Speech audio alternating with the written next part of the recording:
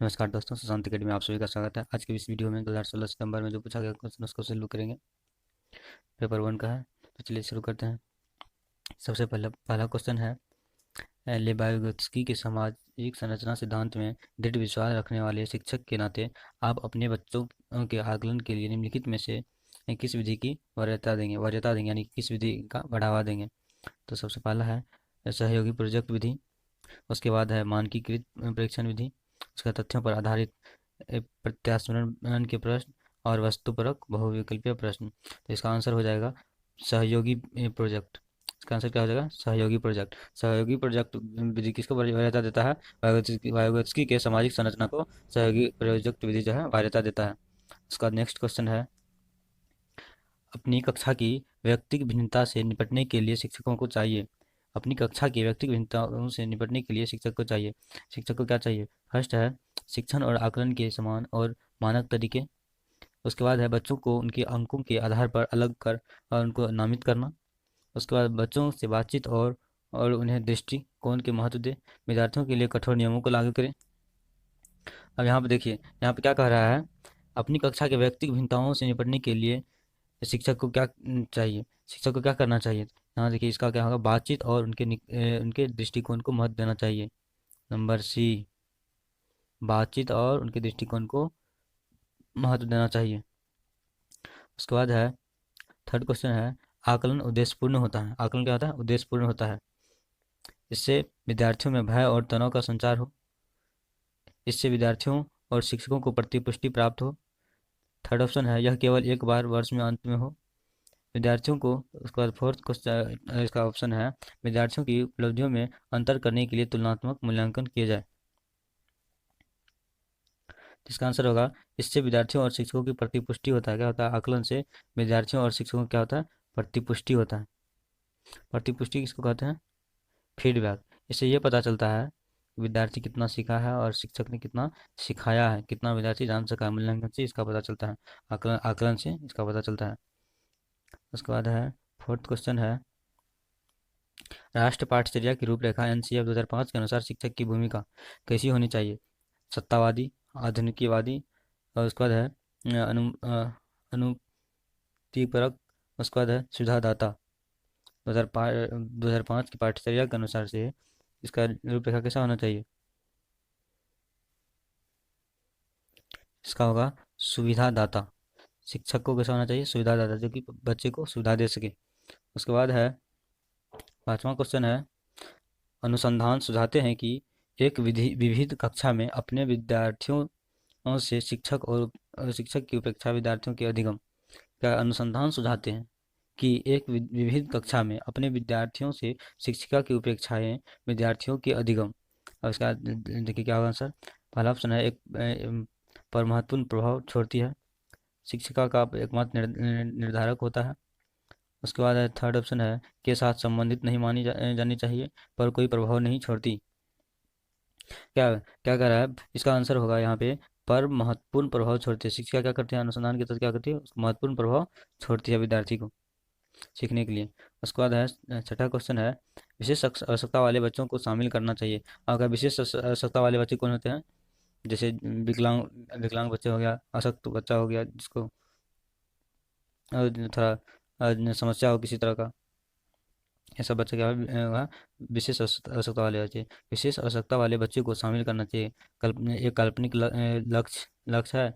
उसके बाद है जिसमें अक्षमता न हो उन बच्चों के लिए हानिकारक है। उसके बाद तीसरा ऑप्शन है, विद्यार्थियों पर भार बढ़ा देगा। शिक्षक के प्रति ये दृष्टिकोण विषय वस्तु और धारणा परिवर्तन की उपेक्षा रखता है। अब देखिए यहाँ चार ऑप्शन में ध्यान से, विशेष आवश्यकता वाले बच्चे को शामिल करना चाहिए। किस तरह से शामिल करना चाहिए? एक काल्पनिक लक्ष्य है या काल्पनिक लक्ष्य है? नहीं, ये काल्पनिक लक्ष्य नहीं है। जिसमें अक्षमता न हो उन बच्चों के लिए हानिकारक है। अब कह रहा है, ये इसमें कह रहा है, जो बच्चा असक्षमता नहीं है, यानी कि जो विशेष आवश्यकता वाले बच्चा नहीं, जो विकलांग नहीं है, उसको हानि पहुंचा सकता है इस तरह का बच्चा, ऐसा नहीं है। उसके बाद है विद्यार्थियों पर भार बढ़ा देगा, विद्यार्थी क्या और सब विद्यार्थी का भार बढ़ा देगा ये बच्चा, ऐसा भी नहीं होता है। उसके बाद है थर्ड ऑप्शन, शिक्षण के प्रति दृष्टिकोण विषय वस्तु और धारणा परिवर्तन की उपेक्षा रखता है। इसका आंसर होगा fourth answer. D. Next question है, विविध प्रकार की सामाजिक, आर्थिक और सांस्कृतिक पृष्ठभूमि के बच्चों से युक्त कक्षा सभी विद्यार्थियों के अधिगम अनुभवों को बढ़ाती है। फर्स्ट ऑप्शन है गलत, क्योंकि यह बच्चे के लिए दुविधा उत्पन्न कर सकता है और वे स्वयं को अलग थलग महसूस कर सकते हैं। उसके बाद है सही है, क्योंकि बच्चे अपने साथियों से अनेक कौशल सीखते हैं। थर्ड ऑप्शन है सही है, क्योंकि इससे कक्षा की अधिक श्रेणीबद्ध दिखाई देती है। चौथा है गलत है, क्योंकि यह अनावश्यक स्पर्धा की ओर ले जाता है। तो इसका आंसर हो जाएगा बी। अगर सही है, क्योंकि बच्चे साथियों में से अनेक कौशल सीखते हैं, बच्चे अपने साथी साथ में रहते हैं, बहुत तरह के कार्य सीखते हैं। उसके बाद सुनने में असमर्थ बच्चा, जो बच्चा सुन नहीं सकते हैं, उसके बारे में श्रवण असमर्थता वाले बच्चे के लिए विद्यालय में ही भेजा जाना चाहिए, नियमित विद्यालय में नहीं। अब कह रहा है श्रवण असमर्थता वाले बच्चे के विद्यालय में ही भेजा जाना चाहिए, जो नहीं सुनता है उसको उस विद्यालय में भेजना चाहिए जो जिस विद्यालय में उसी तरह के बच्चे होते हैं। दूसरा ऑप्शन है केवल अकादमिक शिक्षा से लाभ नहीं उठा पाएगा, उसे उसके स्थान पर व्यावसायिक शिक्षा दी जानी चाहिए। क्या कर रहा है कि केवल पढ़ाई से काम नहीं देगा, इसमें इसको व्यावसायिक शिक्षा भी देना चाहिए। उसके बाद है नियमित विद्यालय से बहुत अच्छा अच्छा कर सकता है यदि उसे उपयुक्त सुविधा और साधन उपलब्ध कराया जाए। उसके बाद है नियमित विद्यालय में अपने सहपाठियों के साथ समान कभी प्रदर्शन नहीं कर सकेगा। यह क्या कह रहा है यहाँ पे, ये भी नहीं होगा। यहाँ देखिए, अपने सहपाठियों के साथ प्रदर्शन नहीं करेगा, ये भी नहीं होगा। उसके बाद क्या कह रहा है भेजा जाना चाहिए, उस स्कूल में भेजा जाना चाहिए जिस स्कूल में सिर्फ उसी का पढ़ाई होता है, ये भी नहीं होगा। यहाँ देखिए व्यवसाय, क्या व्यवसाय सिखा देगा, क्या बच्चा पढ़ लेगा, नहीं। यहाँ देखा, यहाँ होगा सी का, नियमित विद्यालय में बहुत अच्छा कर सकता है। जो नियमित विद्यालय है, जो रेगुलर स्कूल जाते हैं उस बच्चा के साथ उपयुक्त और साधन उपलब्ध कराया जाए, उसको जो मिलना चाहिए वो साधन अगर उपलब्ध कराया जाए उसका, तो वह अच्छा कर सकता है। 8वां क्वेश्चन है, निम्नलिखित में से कौन सी विशेषता प्रतिभावना शिक्षार्थी की है। प्रतिभावना शिक्षार्थी कौन सा होता है, वह देखो यहाँ, प्रतिभावान शिक्षार्थी होता है जो जिसको हम कह सकते हैं तेज। फर्स्ट ऑप्शन है वह आक्रामक और कुंठित हो जाता है। सेकंड ऑप्शन है यह कक्षा की गतिविधियां अधिक चुनौतीपूर्ण नहीं होती हैं, वह बहुत ही तुनक मिजाज हो जाता है। चौथा ऑप्शन है वह रस्मी व्यवहार करता है, जैसे हाथ थपथपाना, डोलना आदि। इसका क्या होता है कि इसका आंसर होगा वह आक्रामक और कुंठित हो जाता है। कैसा हो जाता है, वह आक्रामक और कुंठित हो जाता है। 10वां क्वेश्चन है, एक शिक्षिका अपनी प्राथमिक कक्षा में प्रभावी अधिगम को बढ़ा सकती है। क्या करें, एक शिक्षिका अपनी प्राथमिक कक्षा में प्रभावी अधिगम को क्या कर सकता है, बढ़ा सकती है।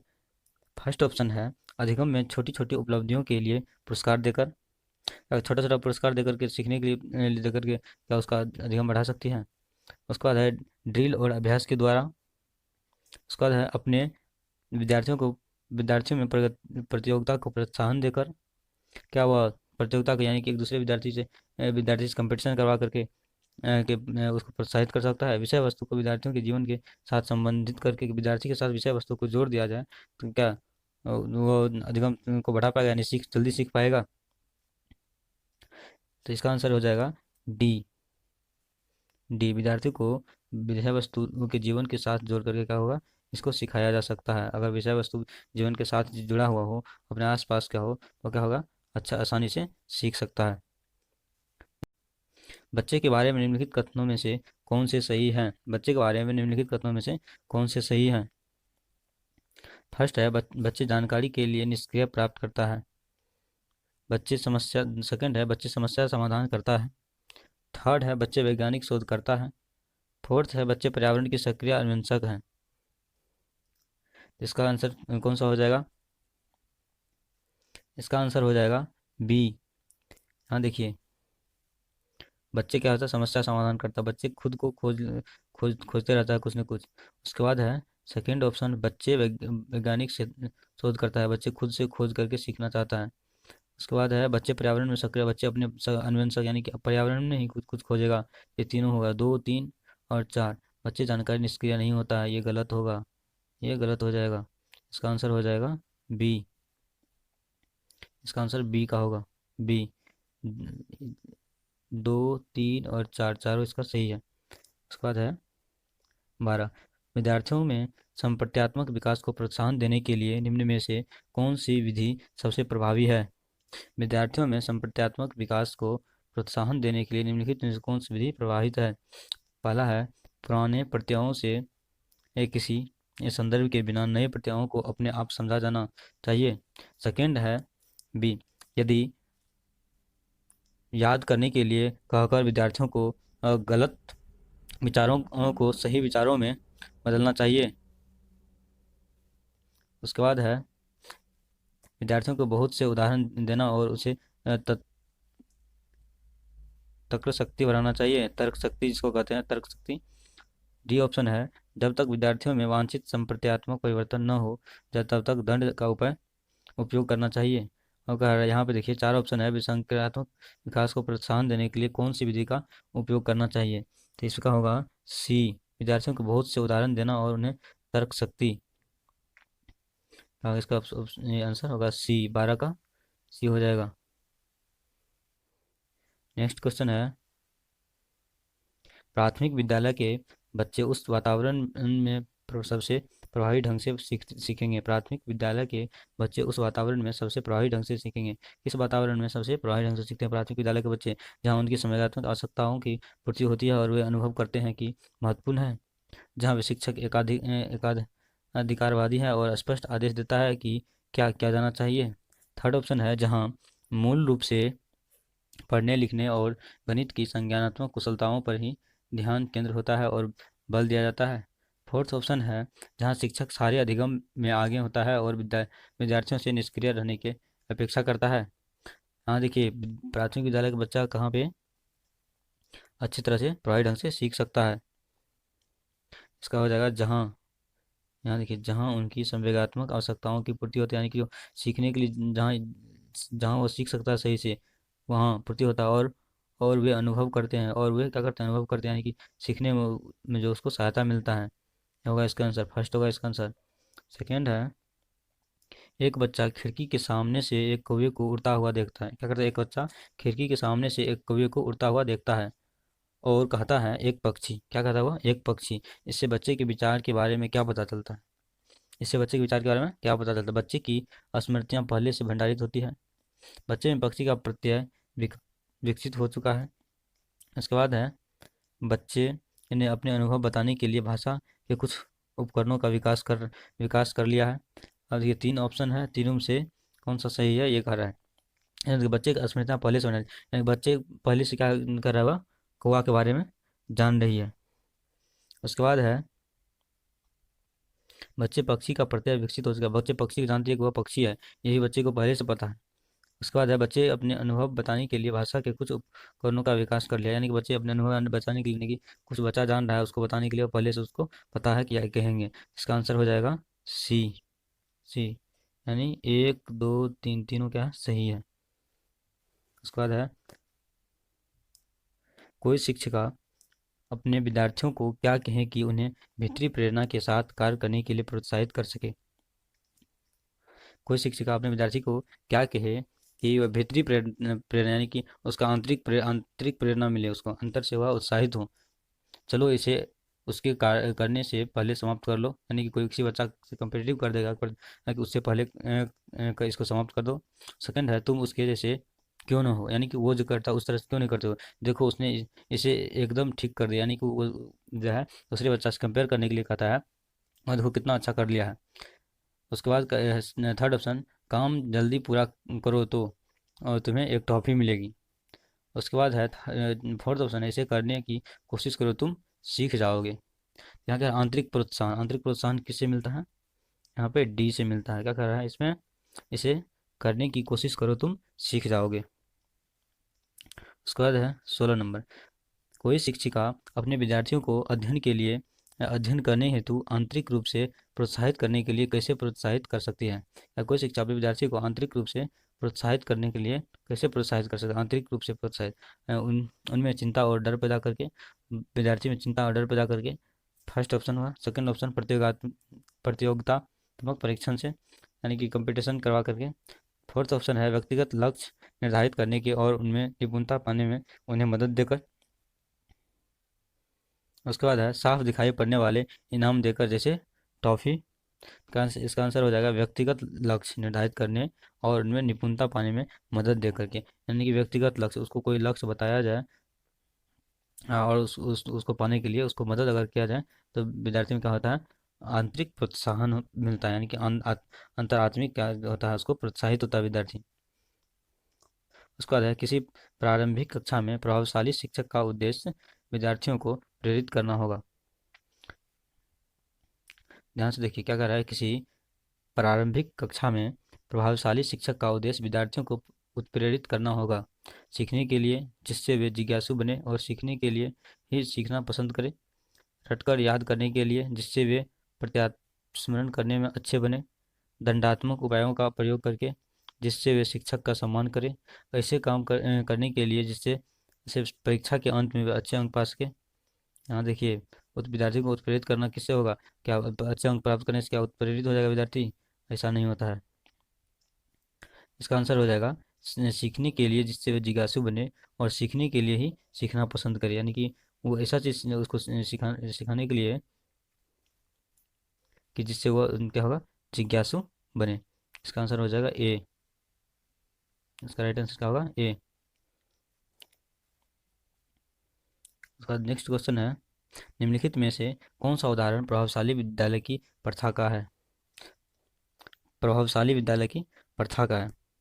निरंतर तुलनात्मक मूल्यांकन, जो निरंतर एक दूसरे से तुलना करके मूल्यांकन करता है, ये बच्चा तेज है, ये बच्चा कमजोर है, उससे उसका शारीरिक दंड देकर के, बच्चा को शारीरिक दंड देकर के मारपीट करके।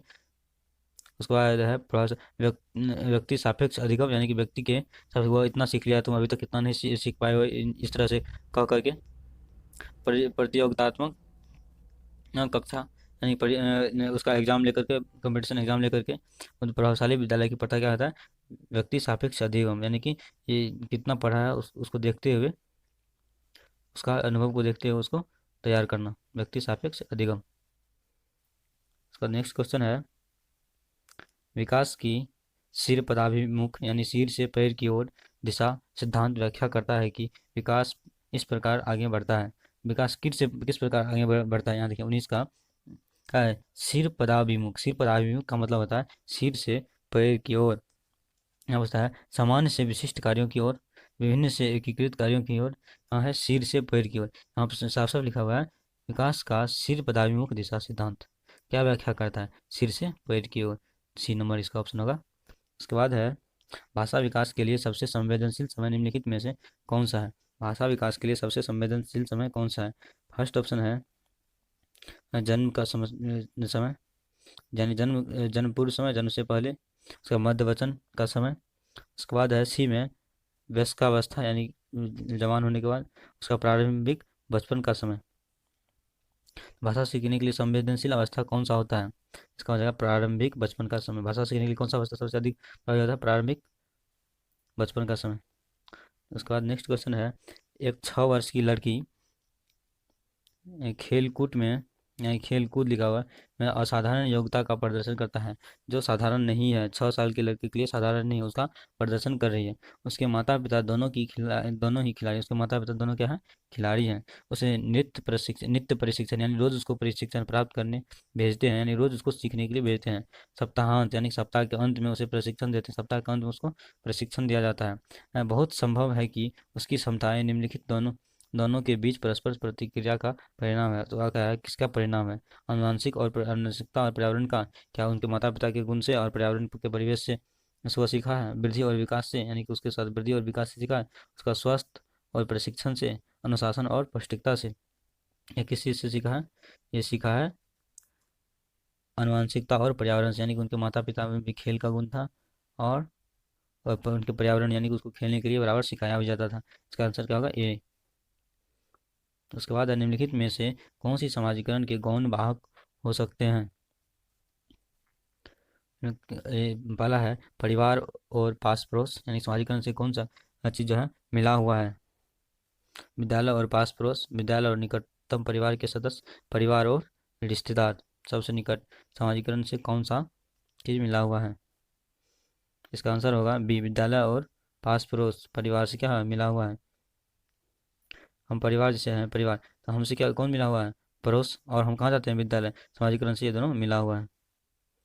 उसके बाद है 23 नंबर क्वेश्चन, लेव बैगस्की के अनुसार संज्ञानात्मक विकास का मूल कारण क्या है। पहला है संतुलन, दूसरा है सामाजिक अन्योन्य क्रिया, मानसिक प्रारूपों का समायोजन, उद्दीपक और अनुक्रिया। बैगस्की हमेशा किससे बात करता है, सामाजिक अंतःक्रिया से, यानी कि अन्योन्य क्रिया, सामाजिक के अंतःक्रिया से। इसका आंसर क्या हो जाएगा, तो इसका बी, सामाजिक अन्योन्य क्रिया से बैगस्की के अनुसार संज्ञानात्मक विकास का मूल कारण है। उसके बाद है 24 का, किसी बच्चे को किसी बच्चे का दिया गया विशिष्ट उत्तर कोहलबर्ग के निरीक्षक सिद्धांत के सोपानों के विषय वस्तु के किस सोपान के अंतर्गत आता है, अंतर्गत आएगा। यदि आप ईमानदार हैं तो आपके माता पिता आप पर गर्व करेंगे, इसलिए आपको ईमानदार रहना चाहिए, यह कह रहा है।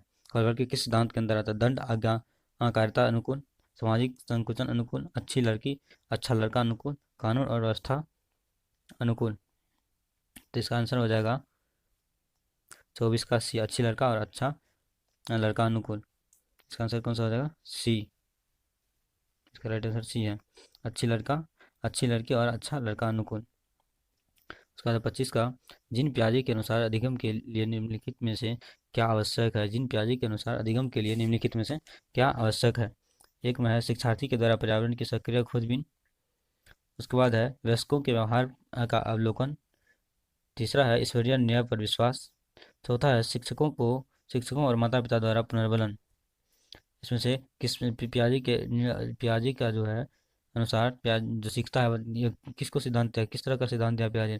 पियाजे ने सिद्धांत दिया है, बच्चे खोजबीन करके अच्छा सीखता है। क्या सीखता है, पर्यावरण अध्ययन, पर्यावरण की सक्रिय खोजबीन, यानी कि वह एक्टिव रहे पर्यावरण के प्रति, इससे अधिगम सीख सकता है पियाजे के अनुसार। उसका 26वां क्वेश्चन है, जिन पियाजे के अनुसार प्रारूप निर्माण वर्तमान योजना के अनुरूप बनाने हेतु नवीन जानकारी में संशोधन और नवीन जानकारी के आधार पर पुरानी योजनाओं में संशोधन के परिणाम के रूप में घटित होता है। यह इन दो प्रक्रियाओं को जाना जाता है, क्या कहें, नवीन जानकारी में संशोधन, नवीन जानकारी के आधार पर नया जानकारी में संशोधन, नए जानकारी के आधार पर अगर किया जाए तो इसको क्या कहा जाएगा, इसको क्या कहा जाएगा, समावेशन और समायोजन कहा जाएगा। क्या कहा जाएगा, समावेशन और समायोजन कहा जाएगा इसको। नंबर डी, इसका आंसर क्या होगा, नंबर डी का 26 का नंबर डी होगा इसका आंसर। उसके बाद है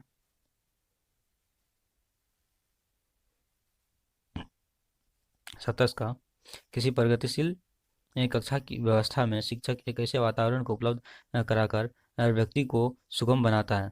और किस तरह का वातावरण बनाकर उसको सुगम बनाता है, विद्यार्थी को शिक्षक सुगम बनाता है कार्य को। खोज को प्रोत्साहन देकर, नियामक यानी नियम के अनुसार, समावेशन को हतोत्साहित करके, यानी समावेशन शिक्षा जो है एक साथ पढ़ाने वाला शिक्षा जो होता है उसको छोड़ करके, या आवृत्ति को बढ़ावा दे करके। तो इसका आंसर होगा, वातावरण को उपलब्ध कराकर अधिगम को सुगम बनाता है। इसका आंसर क्या होगा, इसका आंसर होगा ए नंबर का, खोज को प्रोत्साहन देकर के, हमेशा खोज को प्रोत्साहन देकर क्या होता है, विद्यार्थी को वातावरण को उपलब्ध कराकर अधिक सुगम बनाए, खोज करके बच्चा जो अधिक सीखता है। उसके बाद है 28 नंबर, हावर्ड गार्डनर का बहुबुद्धि सिद्धांत सुझाता है। हावर्ड गार्डनर का बहुबुद्धि सिद्धांत क्या समझता है, हर बच्चे को प्रत्येक विषय वस्तु 8 भिन्न तरीकों से पढ़ाया जाना चाहिए ताकि सही सभी बुद्धि विकसित हो। अगर सभी बुद्धि विकसित हो, वह कह रहा है इसमें सभी बच्चे को 8 तरीके से पढ़ाया जाना चाहिए, जितना उसका सिद्धांत है। सेकंड ऑप्शन है, बुद्धि को केवल परीक्षा से ही निर्धारित किया जा सकता है। बुद्धि को केवल बुद्धि परीक्षा से निर्धारित किया जा सकता है। तीसरा ऑप्शन है, शिक्षक को चाहिए कि ए, विषय वस्तु को वैकल्पिक विधियों से पढ़ाने के लिए बहुबुद्धि को एक रूपरेखा की तरह ग्रहण करे। उसके बाद है चौथा ऑप्शन, क्षमता भाग्य है और एक अवधि के भीतर नहीं बदलती। अगर क्षमता भाग है और एक अवधि के भीतर नहीं बदलती, यहाँ पर थोड़ा मिस लिखा हुआ, इसका आंसर कौन सा होगा, इसका आंसर हो जाएगा सी, शिक्षक को चाहिए कि विषय वस्तु को वैकल्पिक विधियों से पढ़ाने के लिए बहुबुद्धियों को एक रूपरेखा की तरह ग्रहण करें। यानी कि शिक्षक को जब विषय वस्तु को वैकल्पिक विधियों से, यानी कि जो बच्चा जिससे सीखे उसको उस विधि से सिखाया जाना चाहिए, ऐसा न कि 8 विधि से पढ़ाया जाना चाहिए बच्चा को। उसके बाद है 29 नंबर, कोई 5 साल की लड़की एक टी शर्ट को करते हुए अपने आप से बात करती, तह करते हुए यानी कि प्रेस करते हुए अपने आप से बात करती है। लड़की द्वारा प्रदर्शित व्यवहार के संदर्भ में निम्नलिखित में से कौन सा कथन सत्य है, सही है। वह कह रहे हैं जीन पियाजे और लेव की इसकी व्याख्या बच्चे के विचार विचार की अकेंद्रित प्रकृति के रूप में करेंगे। सेकंड है जीन पियाजे इसे अकेंद्रित भाषा कहेंगे और लेव की इसकी व्याख्या बच्चे के द्वारा निजी भाषा से अपनी सक्रिय को नियमित करने के प्रयासों के रूप में करेंगे। सेकेंड ऑप्शन, थर्ड ऑप्शन है जीन पियाजे इसकी व्याख्या सामाजिक अन्योन्य क्रिया के रूप में करेगा और लेव की इसे खोजबीन मानेगा। चौथा ऑप्शन है जीन पियाजे और लेव की इसकी व्याख्या बच्चे के द्वारा अपनी माँ के अनुकरण के रूप में करेंगे। तो इसका आंसर हो जाएगा बी। बी में क्या कर रहा है, जिन पियाजे इसे अकेंद्रित भाषा कहेंगे और लेव की इसकी व्याख्या बच्चे के द्वारा निजी भाषा से अपनी क्रिया को नियमित करने के प्रयासों के रूप में करेगा। इसका आंसर कौन सा हो जाएगा, बी का, ये वाला। उसके बाद है तीसवा है, लास्ट क्वेश्चन है, लिंग जैविक सत्ता है, शारीरिक संरचना है, सहज गुण है या सामाजिक संरचना है। लिंग, जब लिंग का बात किया जाता है यहाँ पर क्या है, सामाजिक संरचना। सिर्फ समाज में ही भेदभाव किया जाता है, ये लड़का है, ये लड़की है, पुरुष है, ऐसा जैविक सत्ता में, शारीरिक संरचना में और सहज गुण में भी ऐसा नहीं होता है। तो ये था लास्ट क्वेश्चन। अगर आपको ये समझ में आ गया होगा तो हमारे चैनल को सब्सक्राइब कीजिएगा और आप अपने साथियों के साथ इस वीडियो को शेयर कीजिएगा ताकि आपके साथी भी समझ सके और आगे के एग्जाम में क्वेश्चन सही तरीके से बना सके। अगर वीडियो आपको अच्छा लगा हो, थोड़ा सा भी इसमें समझ में आया होगा 1% भी, हमारे चैनल को सब्सक्राइब कीजिए और बेल आइकन को दबाइए ताकि मेरा वीडियो सबसे पहले आप तक पहुँचे। धन्यवाद।